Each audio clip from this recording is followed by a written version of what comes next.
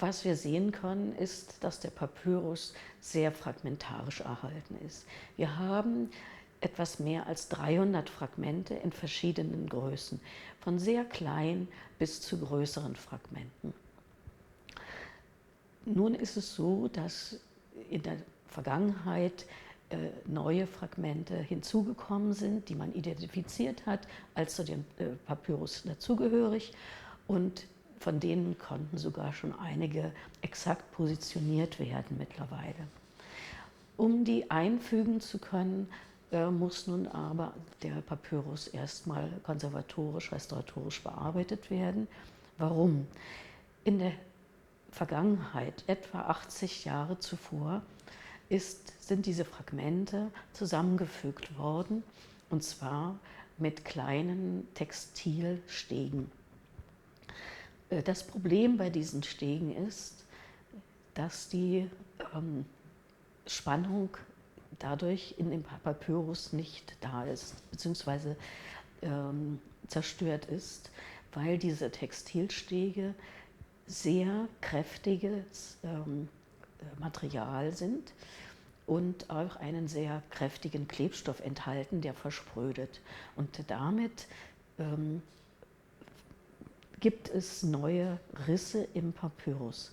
Der Papyrus selber ist von sehr hoher Qualität, doch der Erhaltungszustand ist leider sehr, sehr schlecht.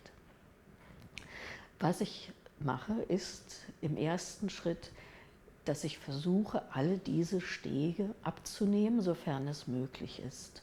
Das geht nicht in jedem Fall, weil diese Textilstege sehr fest auf dem Papyrus sitzen und teilweise sogar noch mit Klebstoff zusätzlich verklebt worden sind. In diesen Fällen, wo man den Steg nicht direkt ablösen kann, vollständig direkt, versuche ich ihn auszudünnen. Das heißt, ich nehme zuerst die Textilschicht ab und versuche dann die Klebstoffschicht auszudünnen.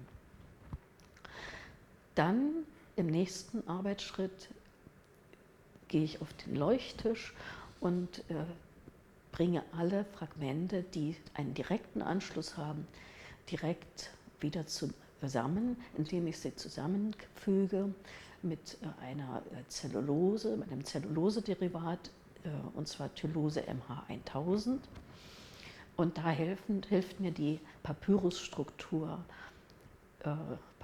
selber, denn wir haben beim Papyrus 2 Faserschichten. Wir haben eine horizontale und eine vertikale Schicht, und dieser Faserfluss ist in jedem einzelnen Papyrusblatt sehr individuell und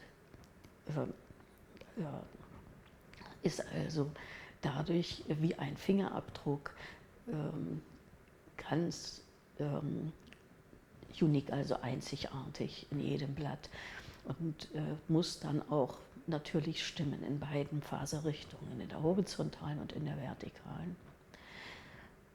Als nächstes werden dann die neuen Fragmente eingefügt und alles wird in neuen Glasscheiben montiert und gerahmt und kann dann schließlich wieder in die Ausstellung.